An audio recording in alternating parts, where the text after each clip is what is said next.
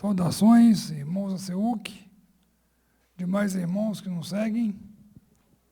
Uma alegria estar com vocês novamente, apesar de uma tristeza sentir esses bancos vazios. Mas, apesar disso, a gente fica feliz de saber que vocês estão nos ouvindo, cada um na sua casa. Nós queremos continuar o texto que o pastor Jabas começou semana passada. Ele pregou João 17, do 1 até o 19. Já foi exposto, e ele falou que até o versículo 5, Jesus está orando por si.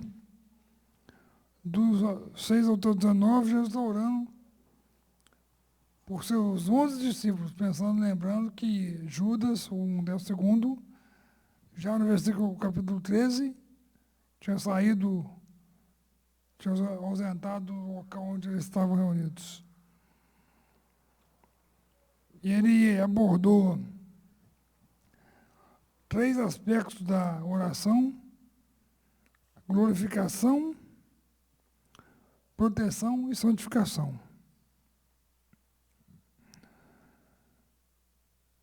Nessa nossa divisão, que vai do 20 ao 26, Jesus ora por todos os crentes de uma maneira bem ampla.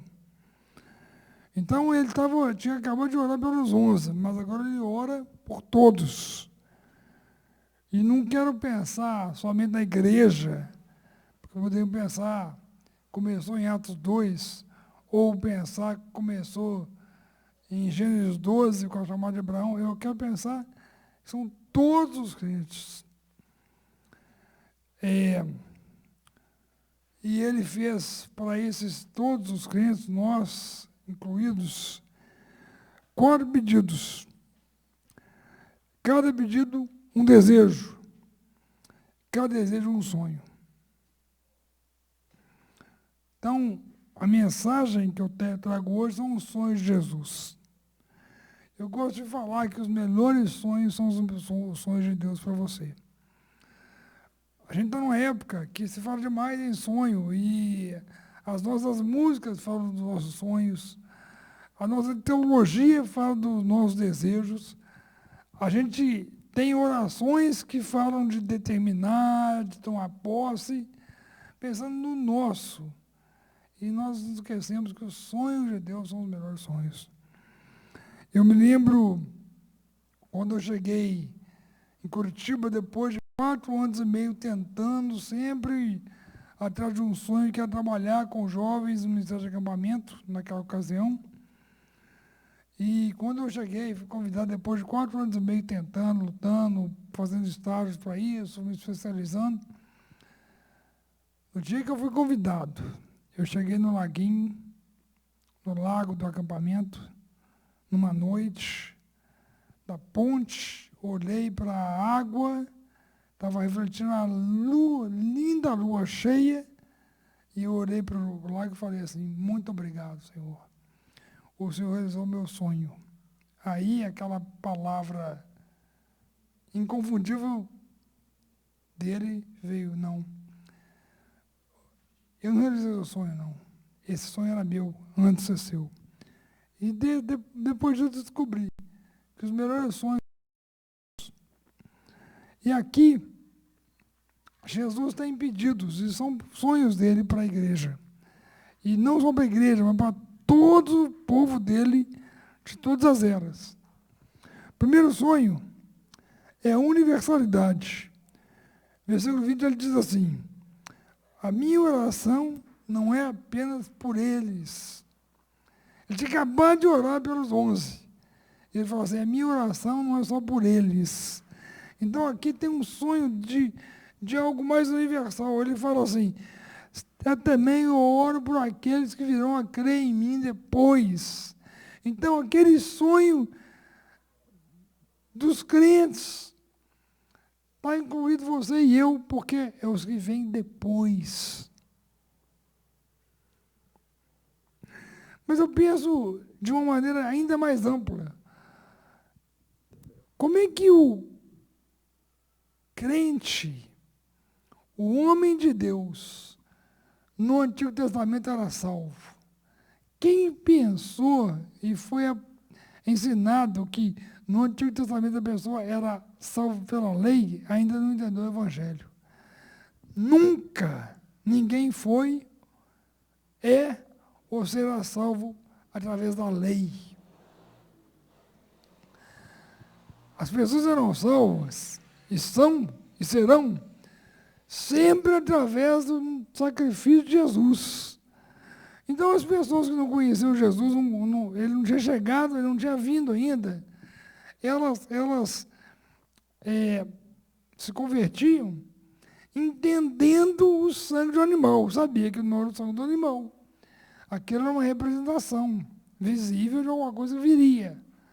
Então, eles se converteram em Jesus de uma maneira antecipada naquele sangue que representava o sangue do Filho de Deus que viria. Hoje, nós não vemos a Jesus pessoalmente, de maneira física, mas a gente vislumbra também aquele sangue do passado. Então, do mesmo jeito, sempre foi pelo sangue de Jesus. Então, eu estava meditando nessa questão de todo o povo de Deus ser salvo em Jesus. O sonho dele, da universalidade, eu oro por todos. Não são só estes, não só aqui, são depois dessas paredes, são para lá, são os depois, temporariamente falando, mas são os antes também. Eu estava pensando nisso e me perguntei, quem foi o primeiro crente da história? Se tivesse alguém aqui para responder, seria interessante. Quem foi o primeiro crente da história? Aí a primeira resposta minha foi Abel. Tinha Caim e Abel.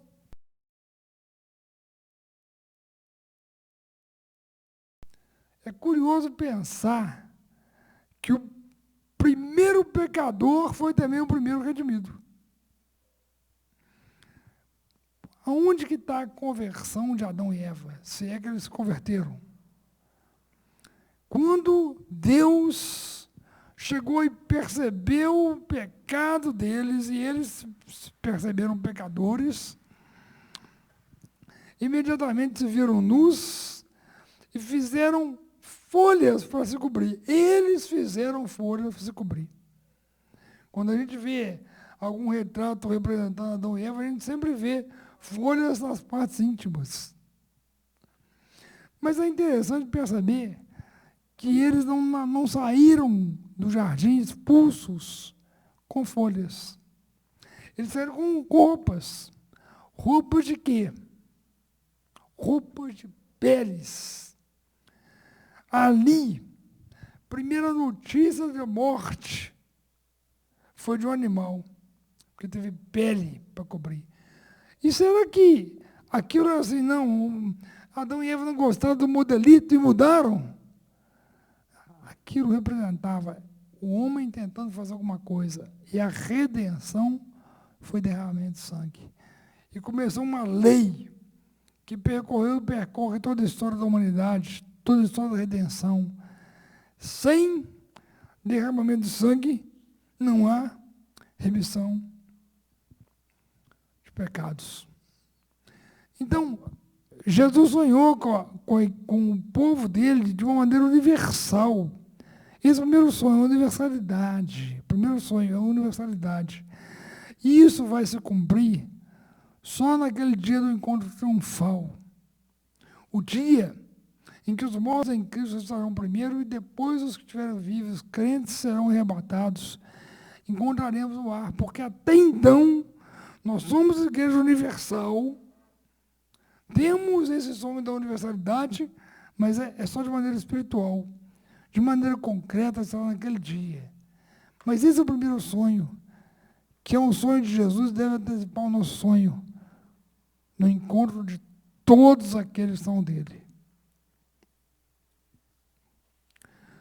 O segundo sonho é a unidade. Então, o primeiro sonho é a universalidade, o segundo sonho é a unidade. No versículo 21 diz assim: para que todos sejam um, como tu és em mim e eu em ti, que também ele seja em nós. Olha a ideia da universalidade, da unidade. Para que todos sejam um, como eu sou no Senhor, o Senhor é em mim, que ele seja em nós. Todos um. Esse é um grande sonho. Esse é o sonho que dirigiu o começo da CEUC. CEUC é a comunidade evangélica da unidade em Cristo. Esse é o sonho que nos rege. E esse sonho aparece em toda essa oração. Aqui é um resumo do versículo 21. Mas diversas vezes ele fala: todos sejam um, que eles sejam um com o outro, que eles sejam um com o Senhor, que eles sejam um comigo, que eu seja um com o Senhor, que eles sejam um em nós. Está ali toda a unidade. E eu me lembro de uma experiência muito interessante do pastor Evênio. Ele foi ser preletor numa semana de pastores da Estância Palavra da Vida, e ele chegou com o carrinho dele lá de manhã, antes de começar qualquer coisa. Todos os pastores ainda estavam dormindo, ele estava chegando na manhã do dia seguinte do encontro. A maioria dos pastores tinham chegado na noite anterior. Ele chega aquela manhã e quando ele chega não tinha nem café ainda. Mas ele percebeu que a cozinha estava funcionando, que as tias estavam fazendo café antecipado. Evidentemente, preparando o café para os pastores. Aí ele chegou lá na cozinha e pediu um café, e elas deram um café para ele. E ele percebeu que o café era feito assim. As tias botavam uma grande panela de água fervendo. Quando a água fervia, elas despejavam o pó na água e depois despejavam o pó aquecido ou misturado com a água no coador. E ele falou assim: engraçado, nem em casa a gente faz diferente, a gente põe o pó no coador, depois põe a água fervendo.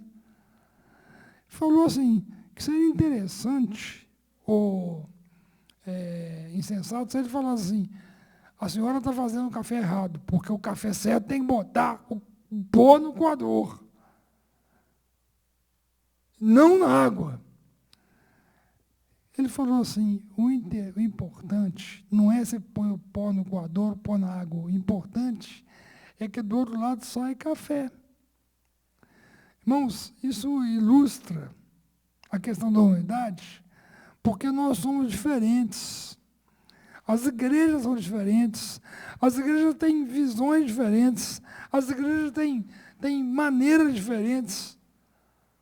E, às vezes, a gente tem que aprender a fazer café diferente. E, às vezes, a gente vai achar estranho o café do outro. Mas o importante é sair café. Nós precisamos dividir quem faz café e quem não faz. Não é como faz. Porque se faz, é meu irmão. Faz a mesma coisa, sai a mesma coisa. A forma é diferente. E as formas são variáveis.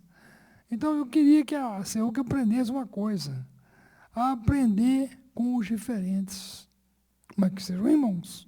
Porque a gente tem que denunciar os falsos, né? Isso a gente tem que denunciar. Mas aquele que é irmão, mesmo que seja diferente, a gente tem que aprender. Como você faz café? O importante é que sai café. Então, o primeiro sonho, a universalidade. O segundo sonho é a unidade. O terceiro sonho é a responsabilidade, porque está aqui no versículo 21b. Está assim, olha. Que eles estejam em nós para que o mundo creia.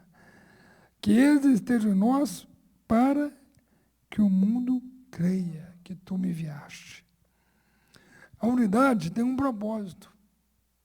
além dela ser a marca natural do Espírito em nós, a unidade tem o propósito que o mundo creia. Eu lembro do Salmo 133. Salmo 133 fala de duas ilustrações. É bom e agradável que os irmãos vivam unidos. É como o óleo da unção do sumo sacerdote, que desce sobre a cabeça, a barba de Arão. A unidade dos servos é como o orvalho do Hermon. O Hermon era um monte que estava em uma área desértica. Mas ele era muito alto, de maneira que lá em cima, no pico, ele tinha um certo gelinho. E quando o sol escaldante daquela região acendia sobre aquele pico, derretia e descia um orvalho. De maneira que em volta do Hermon, mesmo o restante sendo deserto, ali tinha um oásis. Sabe o que é isso, meu irmão? É que a unidade tem o propósito dessa responsabilidade. O mundo tem que ver que tem um oásis aqui. O mundo tem que ver, tem uma coisa diferente ali, eu preciso disso. O mundo é um deserto, o mundo é árido, o mundo é seco, o mundo não tem água. E o mundo tem que ver que ali tem água, ali tem alguma coisa diferente. Porque a unidade aponta para outro sonho, o sonho da responsabilidade de que a gente faça alguma coisa para o mundo perceber uma realidade. E eu lembro também dos navegadores espanhóis que chegaram no Brasil, lá em cima, no Rio Amazonas, e aqueles navegadores ali, depois de uma travessia árdua, começaram a ter falta de alimento e de água, e alguns começaram a morrer de sede. E eles entraram no Rio Amazonas, e era tanta massa de água que eles acharam que estavam no mar. Presta atenção. Aqueles homens morreram de sede em cima do maior leito fluvial de água doce do mundo. O maior leito fluvial de água doce do mundo, eles morreram de sede. Porque acharam que estavam no mar. E ao sentir aquela sede, eles começaram a morrer. Foram jogados na água doce, mortos. Por quê? Porque não tinha ninguém para falar, é água doce. Meu irmão, minha irmã, você tem a palavra de solução. O mundo é árido. O mundo é árido. O mundo é seco, o mundo tem sede. E você sabe onde tem água. Então, o terceiro sonho de Jesus é a responsabilidade de que o mundo creia. Tem maneira de você falar, mas a maior maneira de você mostrar. Então, o primeiro sonho de Jesus, a universalidade, todos. O segundo sonho de Jesus é a unidade. O terceiro sonho de Jesus é a responsabilidade. E o quarto sonho de Jesus é a intimidade. Olha o versículos 24 a 26. Pai, eu quero que o que me deste esteja comigo onde eu estou. E vejam a minha glória. A glória que me deste porque me amaste antes da criação do mundo. Pai justo, embora o mundo não te conheça, eu te conheço. E estes sabem que me enviaste. Eu os fiz conhecer o teu nome, continuarei a fazê-lo, a fim de que o amor que tens por mim esteja neles e eu neles esteja. Não tem nada que mais resume esses versículos do que a intimidade. O Senhor me deu a glória, eles estão vendo, eles creram que o Senhor me enviou. Do mesmo jeito que eu estou dando para eles, o Senhor me deu, eu estou dando para eles. Isso é o crescimento, na verdade, é a continuação, é a ampliação da santificação. É a intimidade. E aqui, eu quero fazer um desafio para você. tenha vida devocional. Tenha o seu momento a sós com Deus. Tem sido gostoso esses dias uma coisa que eu descobri. Eu comecei a acordar nas madrugadas, nessa semana, e orar por toda a minha família. Agora pensa bem. A família da minha mãe são 10. Eram 10. Cada um com seus filhos, com seus netos, até bisnetos. Todos eles. Tem que orar para os filhos, os cônjuges dos filhos, os filhos dos filhos, os netos dos filhos. Orando um por um. E depois eu oro para meu pai, são 11. Aí começo lá da minha tia, meu tio faleceu, mas tem os filhos dele, tem os netos dele, tem os bisnetos.